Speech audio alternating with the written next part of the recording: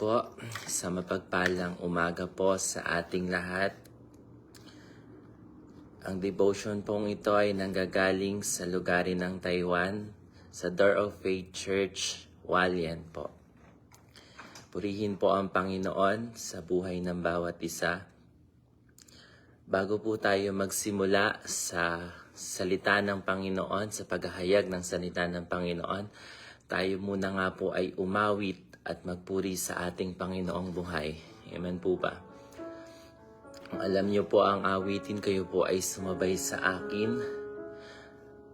Tulungang manatili. Hallelujah.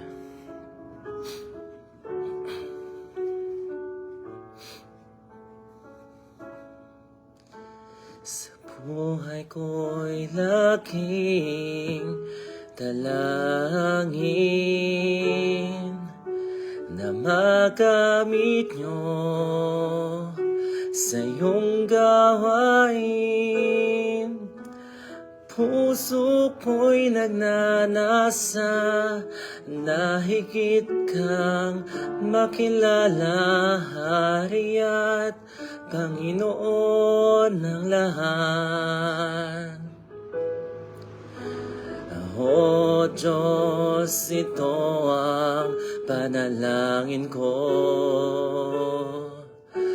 na may alay sa iyo buong puso at isip ko, buong lakas at buhay, Panginoon.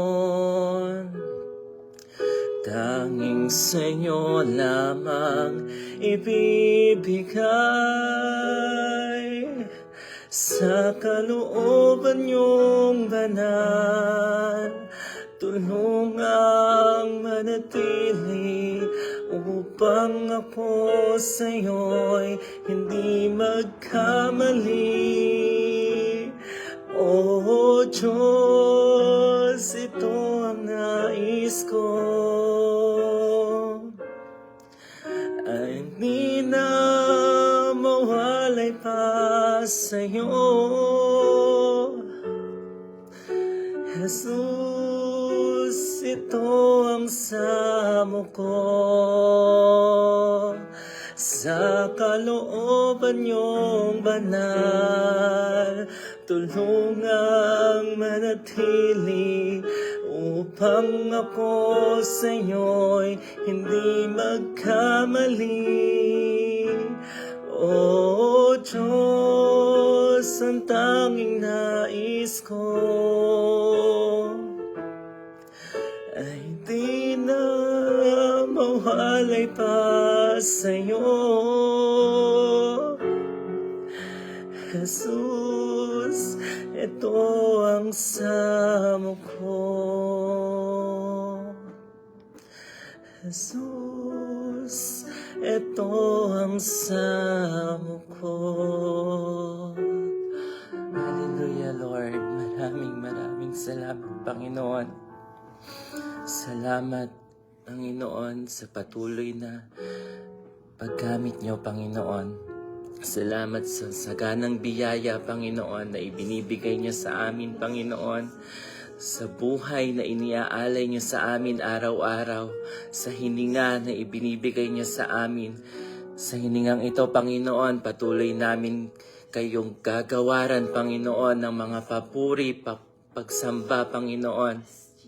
Maraming salamat po, Panginoon, sa pribilehiyong lagi niyong magamit sa inyong gawain, Panginoon. Lord, patuloy niyo kaming samahan sa umagang ito, sa bawat makikinig, sa bawat manonood, Panginoon, ng live video na ito, Panginoon. Patuloy na ingatan niyo sila, bigyan ng karunungan, Panginoon, na nanggagaling sa inyo, Lord. Hallelujah, Lord. Maraming salamat din po, Panginoon. Ako po na inyong gagamitin sa umagang ito, Panginoon. Patuloy niyong bigyan ng karunungan, knowledge, Panginoon, na nanggagaling sa inyo, Lord. Kayo ang siyang mangusap sa puso ng bawat isang makakapakinig ng bidyong ito, Panginoon. Lord, patuloy na kaunawaan ang inyong igawad sa bawat isa, Panginoon. Lord, kalakasan, pag-iingat ninyo ang aming maranasan sa araw-araw, Panginoon. Lord, kayo na po ang bahala sa rest of the day of our life, Panginoon, dito sa mundo, Panginoon. Maraming salamat po. Pinupuri kita at pinasasalamatan sa tanging pangalan ng inyong anak na sa Jesus. Amen and amen. Hallelujah. Salamat po sa Panginoon. Inulit ko po, ang live devotion pong ito ay nanggagaling dito sa lugarin ng Taiwan, sa Door of Faith Church, Hualien, sa pangunguna po ng aming head pastor na si Pastora Never Mazaredo, at ang aking pong mga tagapanguna dito sa lugaran ng Hualien ay ang Pastor Mac Inyon po at ang Pastora Joan Terian. Purihin po ang Panginoon sa buhay ng bawat isa. Tayo po ay dadako na sa pag-aaral ng salita ng Panginoon. Ang aking pong titulo sa pag-aaral ng salita ng Panginoon po ay ang Ministry in Christ. Marahil po tayo po ay nasa ministeryo na lang na ibinigay sa atin ng Panginoon, at ang ministeryo pong ito ay isa sa pinakamaganda na tawag ng Diyos, ngunit ito rin ang pinakamabigat na tungkulin at responsibilidad natin bilang naglilingkod sa Panginoon, bilang alagad ng Panginoon. At hindi ito simpleng tungkulin. Ito ay nangangailangan ng puso, oras at pangunawa, sakripisyo, at hindi lahat nakakaintindi sa bigat nito. Ngunit alam ng mga tinatawag na bawat hakbang ay kasamang pagsubok at lakas galing sa Panginoon. Amen po ba? Kayo nga po ay makipagbukasan sa akin sa aklat ng Efeso 4, Kapitulo 11 hanggang 12.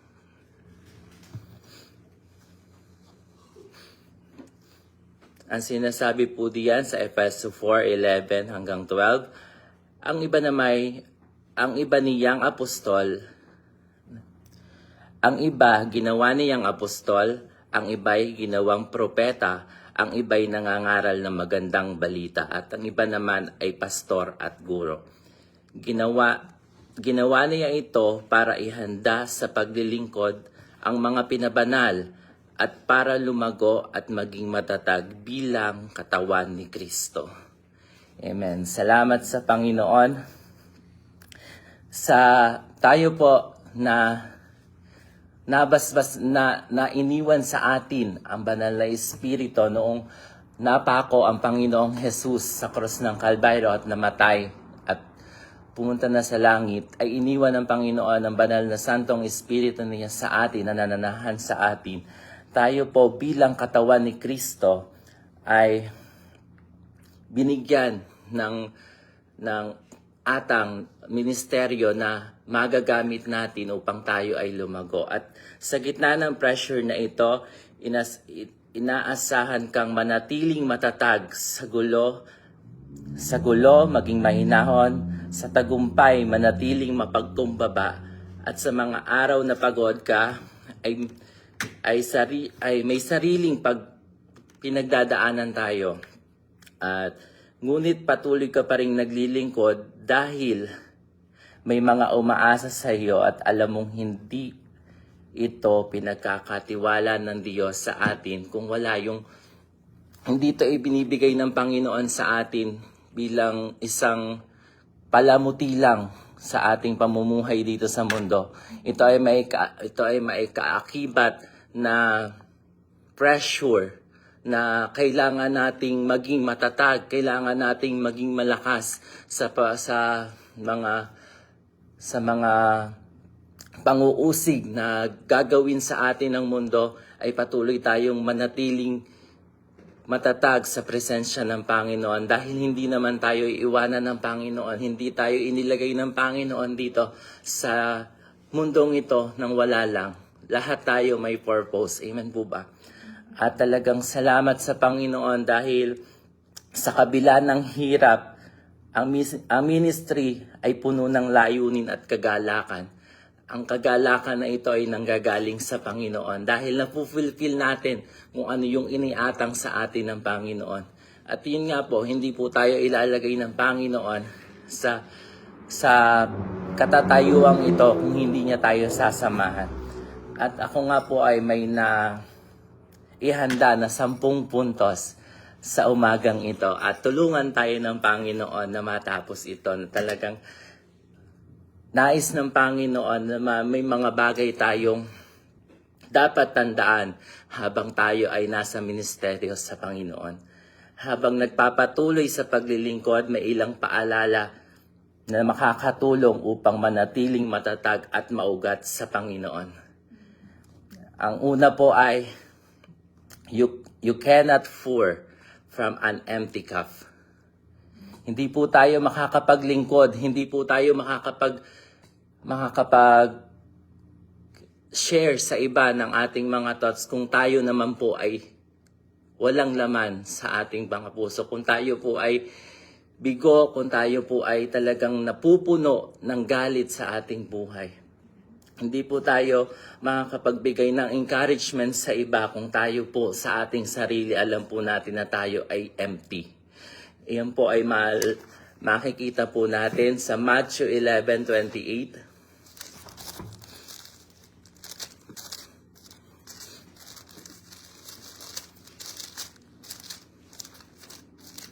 Ang sabi po diyan, lumapit kayo sa akin, kayong mga nahihirapan at nabibigatan sa inyong pasanin, at bibigyan ko kayo ng kapahingahan. Salamat sa Panginoon na lumapit tayo sa Panginoon sa tuwing tayo ay nabibigatan, sa tuwing tayo ay may mga burden na dinadala sa ating mga buhay.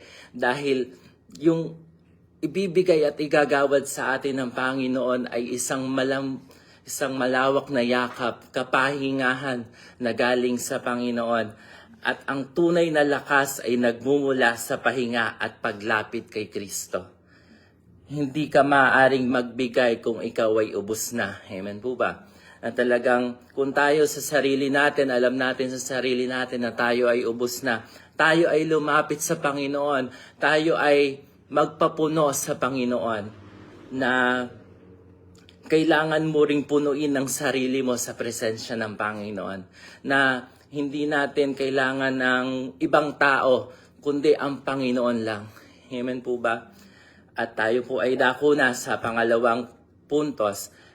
Ang sabi po dyan, ministry is not about perfection, it's about faithfulness. Amen po ba? Yan po ay makikita natin sa Matthew 25 verse 23.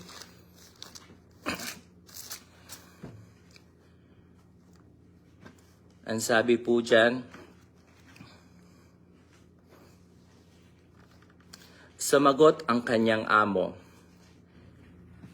magaling, isa kang mabuti at tapat na alipin, at dahil naging matapat ka sa kakaunting pinagkatiwala sa inyo, ipapamahala ko sa iyo ang mas malaki pang halaga.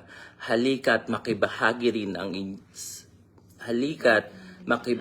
rin sa aking kaligayahan. Hintayin po natin masabihan tayo ng Panginoon ng well done, good and faithful servant. Dahil yun po yung sinasabi doon na ang ministeryo ay hindi dapat ang kwento po dyan sa Matthew na yan, sa Matthew 25 verse 23 na yan ay na madaming iniaatang sa atin ng mga gawain ng Panginoon at doon sa mga maraming iyon, pabigat ng pabigat ang mga nangyayari at nakita ng Panginoon na patuloy pa rin siya kahit sa anumang kabigatan na iniatang sa kanya ay patuloy pa rin siyang naglilingkod,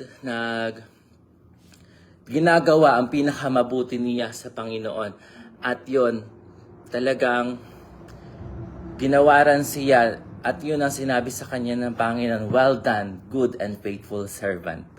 Na talagang hindi perfection ang batayan ng tamang paglilingkod, kundi katapatan tinitingnan ng Diyos ang puso, hindi ang pagiging perpekto. Tinitingnan ng Panginoon kung ano yung laman ng ating mga puso, hindi yung mga gawa natin na ikinalulugod lang ng ating sarili. Ang tinitingnan ng Panginoon ay kung ano yung mga gawa natin na walang iba na ang tinataas ay ang ating Panginoong Jesus. Salamat sa Panginoon dahil binigyan niya tayo ng pusong laging may pagpapakumbaba, may pusong matiisin, at yun ang nais ng Panginoon na kung gusto mong maranasan, kung gusto mong marinig mula sa Panginoon ang well done, good and faithful servant, ay patuloy tayong maging matiisin, patuloy tayong maging matiyaga at magtiwala sa kakayahan ng Panginoon na gagawin sa ating mga buhay. Sa pangatlo po, people will not always see your sacrifices, and that's okay. Marahil po, tayo po ay nasa isang ministeryo na at ang gusto po natin, ang lagi po nating ang lagi po nating nais sa mga iba na makita kung ano yung ating mga ginagawa. At hindi po iyon gusto ng Panginoon. Ang gusto po ng Panginoon ay gumawa tayo kahit walang nakakakita, kahit walang nakakapuna ng magandang ginawa natin, dahil ang Panginoon ang siyang i-score sa atin, ang nagbibigay ng puntos sa atin. At yung puntos na iyon ay isang maganda na yung katatayuan natin sa Panginoon. Dahil ang Panginoon ang siyang nagbigay ng puntos, hindi ang tao. Huwag po tayong maglingkod sa tao. Huwag po nating nasain ang papuri mula sa tao, kundi ang papuri mula sa Panginoon po. Yun po ang nais ng Panginoon na marami kang gagawin na hindi mapapansin, ngunit hindi kailanman malalampasan ng Diyos ang iyong sakripisyo. Kaya talagang patuloy lamang po tayo sa Panginoon. Kung ano po yung mga ministeryo na iniatang sa atin ng Panginoon, ay patuloy lamang po tayo. Dahil ang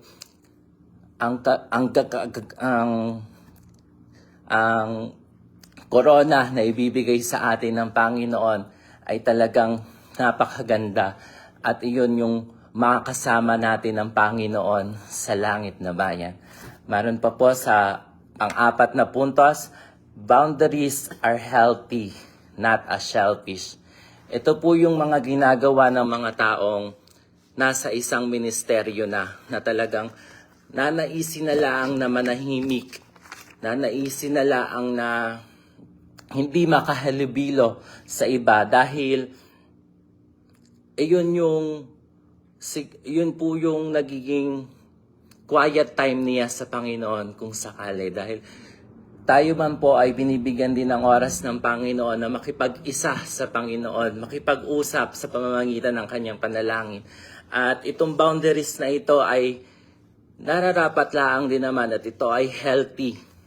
Hindi ito isang pagpamaramot dahil kung patuloy kang makikipag-ugnayan sa Panginoon mag-isa, ay patuloy tayong lalago at magagamit natin ito pananggalang din sa kung ano yung tinutukso ng kaaway sa ating buhay. Hindi tayo malalapit sa kung ano man yung mga tukso dito sa mundo dahil tayo ay laging nakikipag-isa sa Panginoon, tayo ay laging nakikipag-usap sa Panginoon. At hindi po ito sinyales ng pagiging maramot. Ito po ay nakakatulong din kung ano yung magpapagaan sa ating mga burden sa buhay. At yun nga po, ang sinasabi ay mahalaga ang protekta sa sarili. Ang tamang boundaries ay bahagi sa maka-Diyos na pamumuno at pangangalaga sa sariling kalusugan, pisikal, emosyonal at espiritual. At yun po ay makikita natin sa Kawikaan 4:23.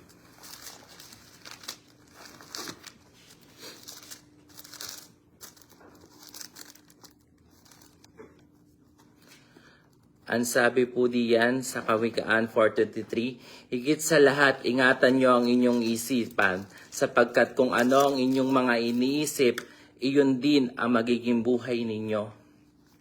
Yun po ang sabi diyan sa Kawikaan 4:23 na ingatan po natin ang ating mga sarili. Lagi tayo makipag-ugnayan sa Panginoon dahil kung ano yung mga iniisip nating mangyari, kung ano yung mga ninanais natin na mangyari sa pamamagitan ng Panginoon ay mangyayari. Pero po kung ano yung mga iniisip natin na lagi nating isipin yung mga kabigatan, yung mga paghihirap, yung mga paghihirap natin sa ministeryong ito ay hindi po tayo lalago. Tayo po ay binigyan ng Panginoon ng tagatulong at yun po ay yung banal na espiritu na iniwan sa atin ng Panginoon. Kaya patuloy lamang tayo sa Panginoon. At sabi pa po dyan sa number 5, ministry is partnership, not a solo performance. Marahil sinabi ko po nung una na boundaries are healthy, not as selfish. Yun po ay sa pag-iisa natin sa Panginoon. Pero ito pong sinasabi sa number 5 na ministry is a partnership, not a solo performer. Ito po ay ang sinasabi po sa SS Class Test 4.9. Sabi po dyan ay, two are better than one because they have a good return in their labor. Hindi kailangan buhatin ang ministry ng mag-isa. Kaya nga po yung ating mga tagapanguna, ang ating mga pastor ay binigyan ng mga manggagawa dahil ito po ay mga tagatulong niya upang sa pagpapalago ng ministeryong iniatang sa kanya. Ganon din po tayo, binigyan din po tayo ng ating Panginoon, ng ating mga tagapanguna ng ministeryo na kailangan nating makapagpalago, kailangan nating mang-akay din ng mga kaluluwa at ang paglilingkod ay mas malakas at mas mabunga kapag ginawa ng may pagkakaisa.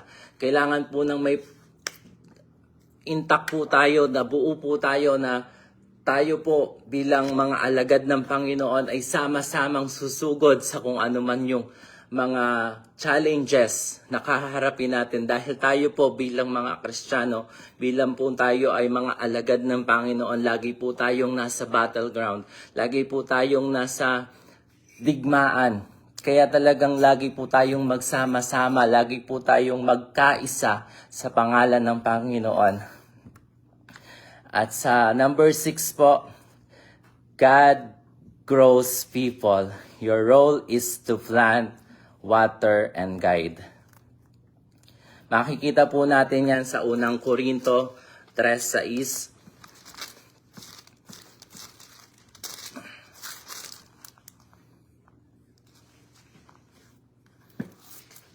Ang sabi po diyan, ako ang nagtanim, si Apollos ang nagdilig, ngunit ang Diyos ang siyang magpapatubo.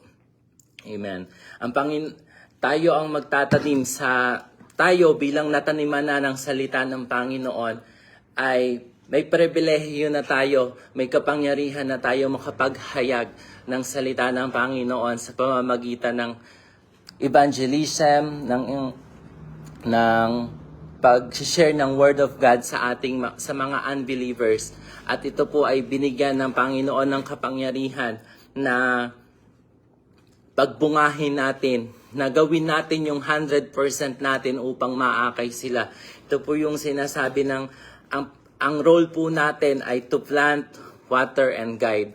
Tayo po ang magtatanim, tayo din po yung magdidilig ng salita ng Panginoon sa kung sino po yung ating inaakay. At tayo din po yung mag-guide sa Kanya dahil tayo ay binayayaan na ng Panginoon ng lakas. I-share po natin sa Kanya yung kalakasan na nagmumula sa Panginoon. At hindi ikaw ang gumagawa ng himala sa buhay ng tao. Bahagi lang tayo ng proseso at ang Diyos ang nagdudulot ng tunay na pagbabago sa ating buhay. Amen po ba?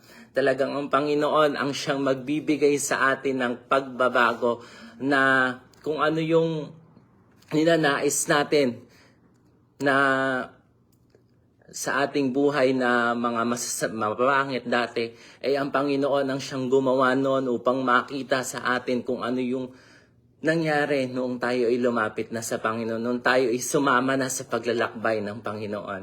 Bilang mga apostol, bilang mga tagasunod ng Panginoon, ay yun nga po, talagang marami tayong mga panguusig na nangyayari, pero ang Panginoon talagang laging naririyan at ang tunay na nagbibigay ng kapahayagan at pagbabago sa ating buhay ang walang iba kundi ang Panginoon lamang po. Kaya nandun na po tayo sa number 7, malapit na po tayong matapos. Your identity is not defined by your ministry role. Ang sabi po dyan sa Efeso 2:6,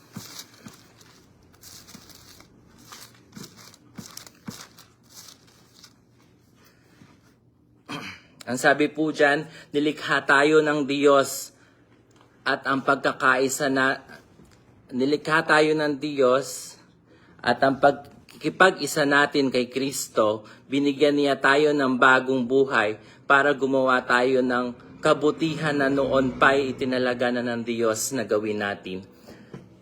Salamat sa Panginoon dahil ito po yung talagang bumabagabag sa aking kapuso sa ngayon dahil talagang napakadami po na nangyayaring panguusig, madami pong talagang katanungan at ito po yung naging sagot ng Panginoon. Ang halaga mo ay hindi nakabase sa posisyon o accomplishment. Ang tunay mong identity ay nasa Diyos at hindi nagbabago kahit mag-iba ang iyong role. Dahil madami pa po tayong nagawa na po natin yung unang step na mapunta sa isang ministeryo. Pero sa pagtagal po natin, sa paglakad natin sa Panginoon ay talagang marami pa pong iaatang sa atin. Marami pa pong ipagagawa sa atin ng Panginoon. At ito po sa pagbabago ng ating mga ministeryo, sa paglago natin, sa paglalim natin sa Panginoon, ay mararamdaman pa rin po natin ang pagsama ng Panginoon sa ating mga buhay. Dahil kahit nagbabago man ang ang roles na atin dito sa ating mga ministeryo sa Panginoon, ay patuloy ang Panginoon ang siyang gagawa. Talagang salamat sa Panginoon. At sa number 8 po, you will make mistake and you will learn from them. Tayo po ay makagagawa ng kamalian. Kahit po tayo ay nasa isang ministeryo na, marami pa po tayong magagawang kamalian na minsan po talagang yun po yung kamalian na yun, yung ating minsang pagtanggi sa kung ano yung nais ng Panginoong mangyari sa ating buhay. Ito po ay isang kasalanan sa Panginoon. Ito po ay kabigatan mula sa Panginoon na ibinibigay natin sa Panginoon kung tayo ay tatanggi sa mga iginagawad sa ating mga gawain. Ito po ay isang malaking kalungkutan mula na binibigay natin sa Panginoon. At hindi po yun ang dapat mangyari. Maging aral po natin ito na ang sabi po nga po dyan sa Proverbs 24:16, "Through the righteous fall 7 times and rise again." Marami po tayong mga pagtumba na magaganap. Yun nga po, 7 times tayong, sabi po dyan sa salita ng Panginoon, 7 times pong tutumba ang isang Kristiyano na talagang gustong sumunod sa Panginoon. Pero sa mga pagtumbang yon ay marami tayong aral na matatamo, marami tayong makukuhang aral doon, at yung mga pagtumba natin ay magiging isang testimony na talagang kung paano tayo laging sinasamahan ng Panginoon, kung paano tayo laging lagi tayong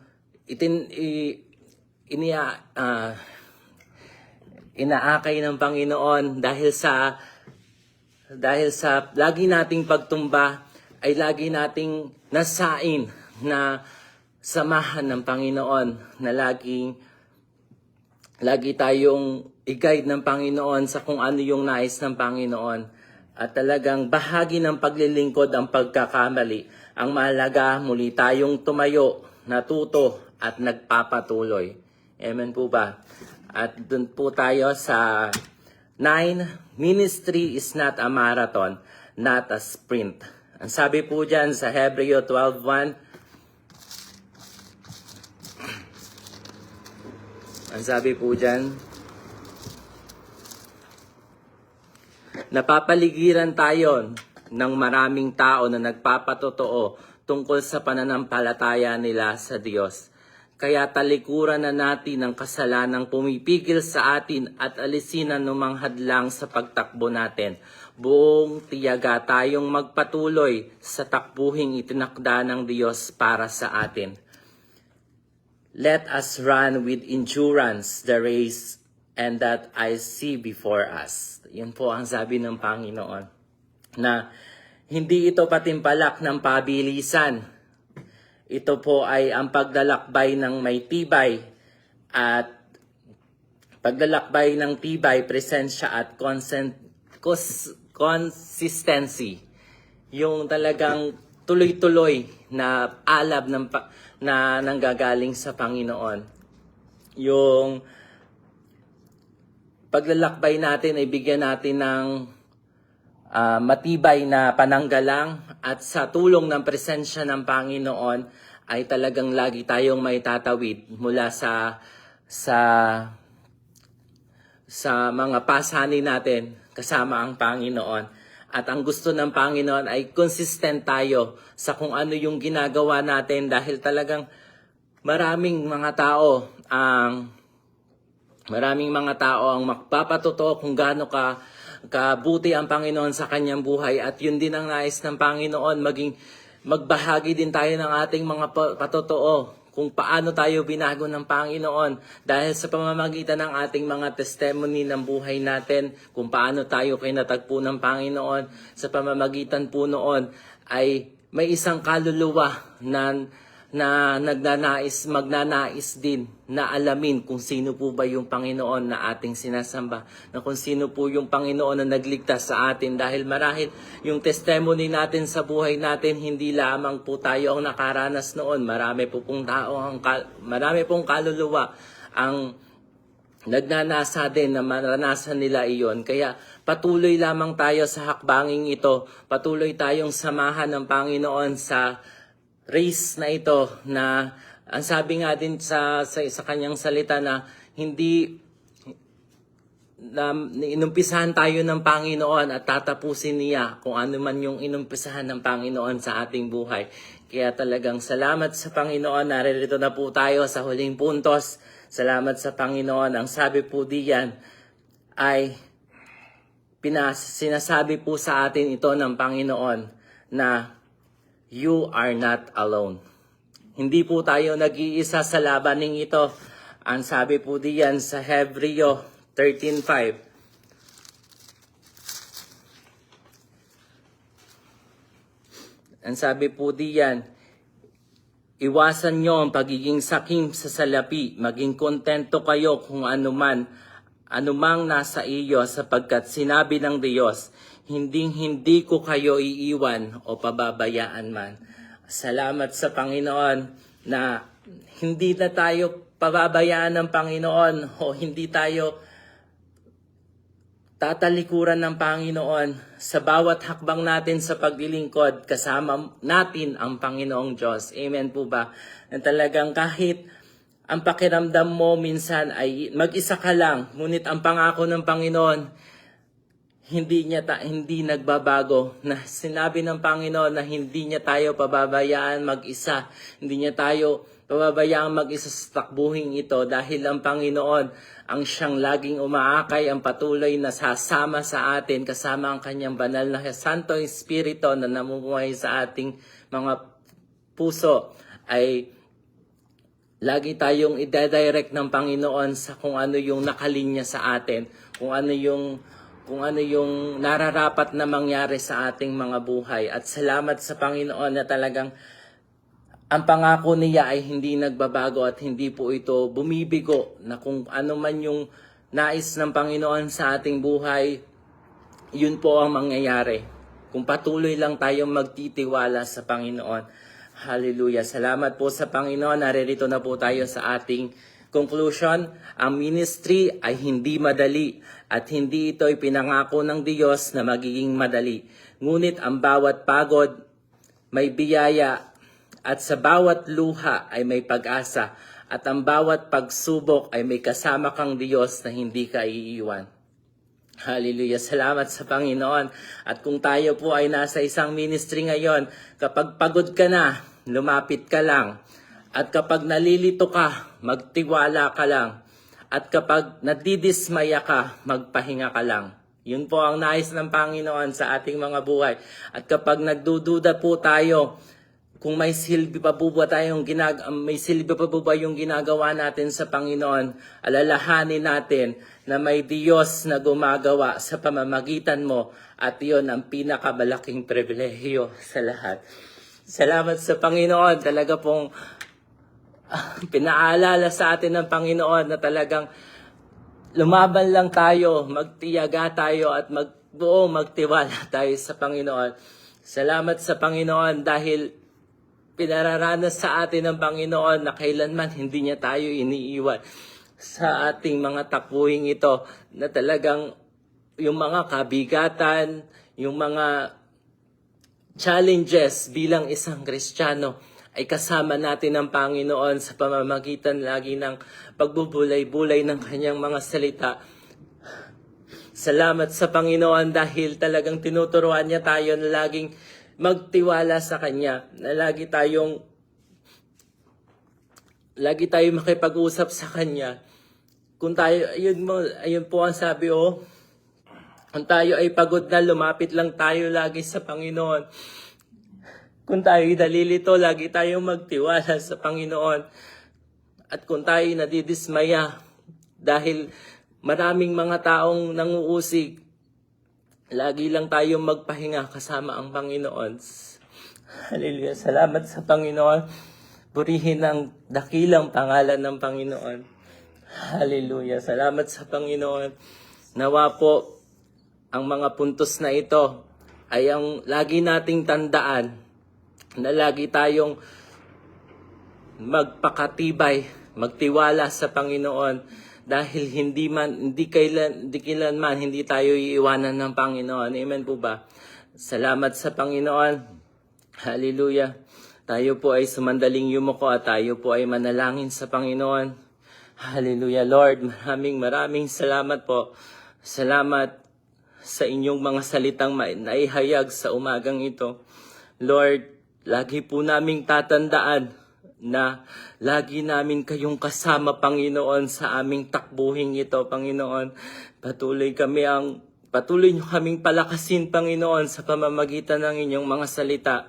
Hallelujah, Lord. Maraming salamat po, Panginoon, sa patuloy na pagpaparamdam, Panginoon, ng inyong presensya, Panginoon.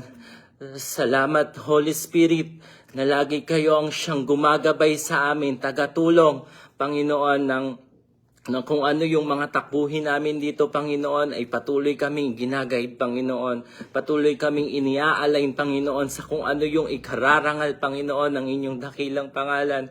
Lord, maraming salamat po sa mga anak nyo na nakinig, nanood ng live video na ito, Panginoon. Patuloy na ibuhos nyo sa kanila, Panginoon, ang masaganang biyaya, ang karunungan, Panginoon, ang kaunawaan, Panginoon, na nanggagaling sa inyo. Lord, maraming salamat. Patuloy na ingatan nyo kami sa aming takbuhing ito, Panginoon. Patuloy na i-guide nyo kami, Panginoon. Lord, mahaba pa. Malayo na kami, Panginoon, pero mahaba pa ang takbuhin namin, Panginoon. Maraming salamat po, Panginoon. Patuloy namin kayong itinataas para pinaparangalan, Panginoon, sa aming mga buhay, Lord. Maraming salamat po. Ito po ang aking samot dalangin na may pasasalamat sa tanging pangalan ng inyong anak na si Jesus. Amen and amen. tapos na po ang ating gawain. Purihin po ang Panginoon. To God be the glory po.